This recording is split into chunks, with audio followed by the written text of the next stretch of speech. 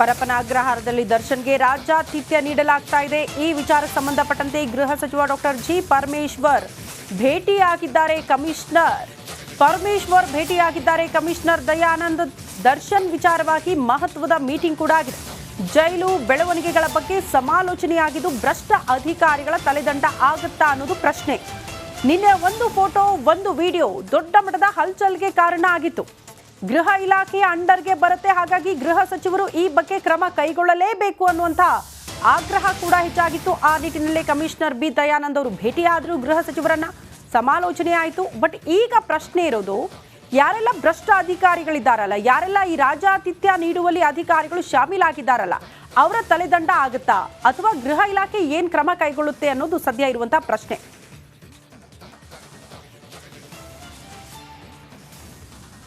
ಈ ಬಗ್ಗೆ ಮತ್ತಷ್ಟು ಡೀಟೇಲ್ಸ್ ಅನ್ನು ಕೊಡ್ತಾ ಹೋಗ್ತಾರೆ ನಮ್ಮ ಪ್ರತಿನಿಧಿ ಧ್ರುವ. ನೇರ ಸಂಪರ್ಕದಲ್ಲಿ ಜಾಯಿನ್ ಆಗ್ತಾ ಇದ್ದಾರೆ. ಧ್ರುವ, ಗೃಹ ಇಲಾಖೆ ಅಂಡರ್ಗೆ ಬರುತ್ತೆ ಪರಪ್ಪನ ಅಗ್ರಹಾರ, ಹಾಗಾಗಿ ಸಹಜವಾಗಿ ಗೃಹ ಇಲಾಖೆಯತ್ತ ಎಲ್ಲರ ಚಿತ್ತ ಏನ್ ಕ್ರಮ ಆಗಬಹುದು?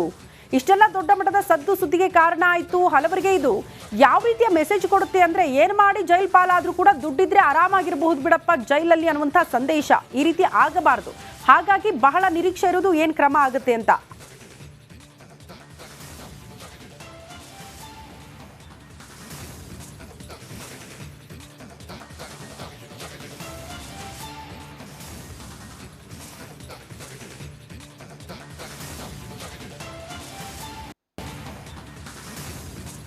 ಯಶಸ್ವಿ ಮುಖ್ಯವಾಗಿ ಈ ಒಂದು ಬೆಳವಣಿಗೆಗಳ ನಂತರ ಜನಸಾಮಾನ್ಯರಲ್ಲಿ ಮೂಡ್ತಾ ಇರುವಂಥದ್ದು ಕೂಡ ಅದೇ ಒಂದು ಪ್ರಶ್ನೆ.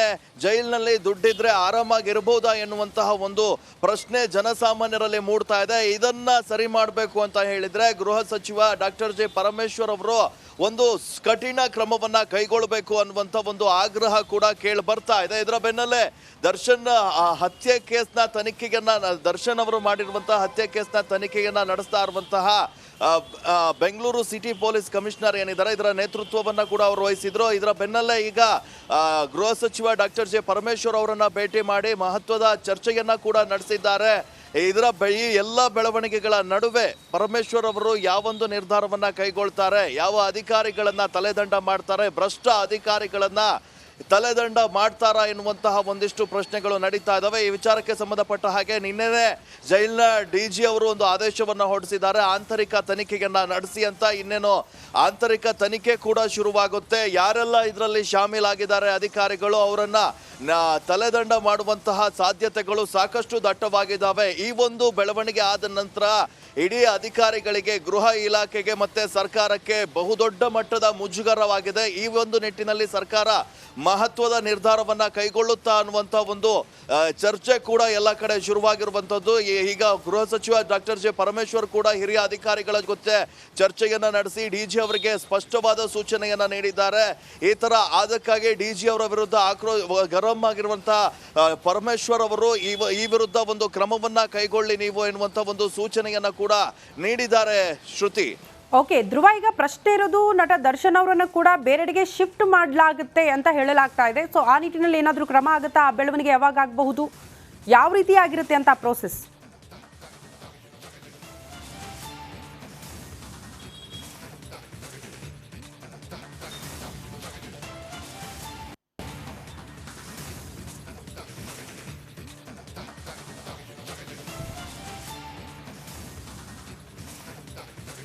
ಯಶಸ್ವಿ ಮುಖ್ಯವಾಗಿ ಈಗ ಸದ್ಯ ರೇಣುಕಾಸ್ವಾಮಿ ಹತ್ಯೆ ಕೇಸ್ನಲ್ಲೇ ಇದ್ದಂತಹ ಒಟ್ಟು 17 ಆರೋಪಿಗಳ ಪೈಕಿ ಈಗಾಗಲೇ 4 ಆರೋಪಿಗಳನ್ನ ತುಮಕೂರಿನ ಜೈಲಿಗೆ ಶಿಫ್ಟ್ ಮಾಡಿದ್ದಾರೆ.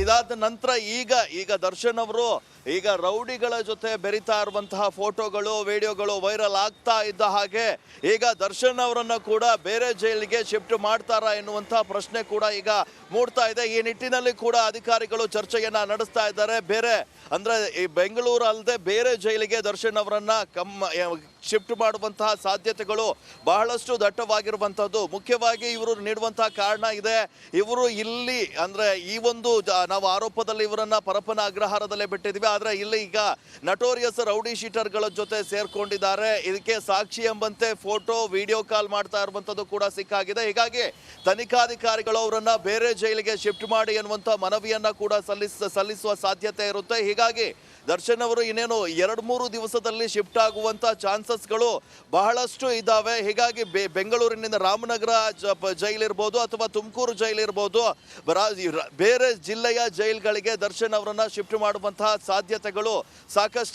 ಸಾಕಷ್ಟು ಇದೆ ಅಂತಾನೆ ಹೇಳ್ಬೋದು. ಶ್ರುತಿ. ಓಕೆ ಧ್ರುವ, ಧನ್ಯವಾದಗಳು ತಮ್ಮೆಲ್ಲ ಮಾಹಿತಿಗೆ.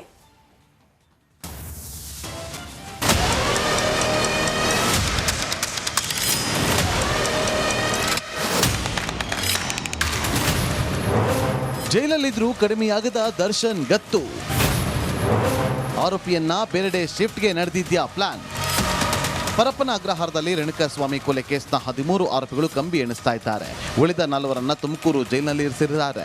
ಇದೀಗ ಸೆಂಟ್ರಲ್ ಜೈಲಿನಲ್ಲಿ ದರ್ಶನ್ ಆರಾಮಾಗಿಯೇ ಇದ್ದು ರೌಡಿಗಳ ಜೊತೆ ಕಾಣಿಸಿಕೊಳ್ತಿರೋದು ಅಧಿಕಾರಿಗಳ ನಿದ್ದೆಗೆಡಿಸಿದೆ. ರೌಡಿ ಶೀಟರ್ಸ್ ಜೊತೆ ಗುರುತಿಸಿಕೊಂಡ ದರ್ಶನ್ಗೆ ಮತ್ತೊಂದು ಸಂಕಷ್ಟ ಎದುರಾಗಿದೆ. ರೌಡಿ ಶೀಟರ್ಸ್ ಜೊತೆ ದರ್ಶನ್ ಫೋಟೋ ವೈರಲ್ ಹಿನ್ನೆಲೆ ಸೂಕ್ತ ಕ್ರಮಕ್ಕೆ ಇಲಾಖೆ ಮುಂದಾಗಿದೆ.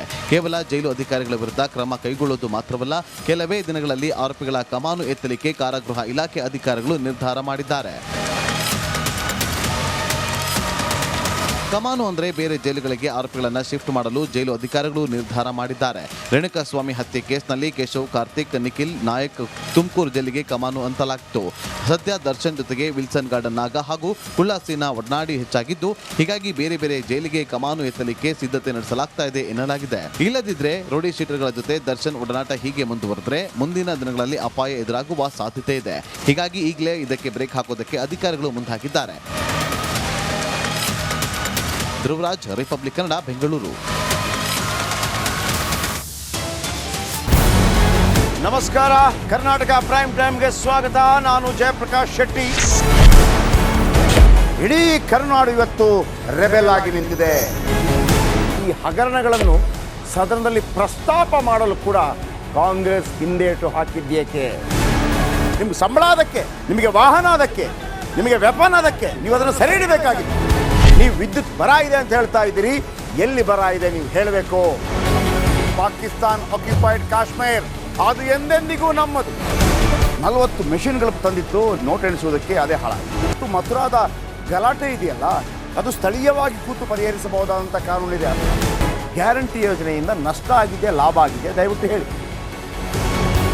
Dawood Ibrahim most wanted criminal ಯಾವಾಗಾದ ಅಂದರೆ ಇಲ್ಲಿ ತನಕ ಭಾರತ ದೇಶದಲ್ಲಿ ಓರ್ವ ದಲಿತ ಪ್ರಧಾನಿಯಾದಂಥ ಇತಿಹಾಸವೇ ಇಲ್ಲ. ರಿಪಬ್ಲಿಕ್ ವರ್ಲ್ಡ್ ಆಪ್ ಇದು ಕೇವಲ ಅಪ್ಲಿಕೇಶನ್ ಅಲ್ಲ, ಸಮಗ್ರ ಸುದ್ದಿಗಳ ಸಂಪರ್ಕ ಮಾರ್ಗಕ್ಕೆ ಕ್ರಾಂತಿಕಾರಿ ಬದಲಾವಣೆ. ರಿಪಬ್ಲಿಕ್ ವರ್ಲ್ಡ್ ಆಪ್ ಕೇವಲ ಸುದ್ದಿ ಅಪ್ಲಿಕೇಶನ್ ಅನ್ನ ಪರಿಚಯ ಮಾಡ್ತಾ ಇಲ್ಲ, ಬದಲಾಗಿ ಡಿಜಿಟಲ್ ಸುದ್ದಿ ಬಳಕೆಯ ಹೊಸ ಯುಗಕ್ಕೆ ನಾಂದಿ ಹಾಡ್ತಾ ಇದೆ. ಇದೊಂದು ಬ್ರೇಕಿಂಗ್ ನ್ಯೂಸ್, ಪ್ರಭಾವಶಾಲಿ ಕಾರ್ಯಕ್ರಮಗಳಿಗೆ ಗಟ್ಟಿಯಾದ ವೇದಿಕೆ. ರಿಪಬ್ಲಿಕ್ ವರ್ಲ್ಡ್ ಅಪ್ಲಿಕೇಶನ್ ಈಗ ಲೈವ್ ಆಗಿದೆ. ಗೂಗಲ್ ಪ್ಲೇ ಸ್ಟೋರ್ ಮತ್ತು ಆಪಲ್ ಆಪ್ ಸ್ಟೋರ್ ಎರಡರಲ್ಲೂ ಲಭ್ಯವಿದೆ. ಈಗಲೇ ಡೌನ್ಲೋಡ್ ಮಾಡಿ.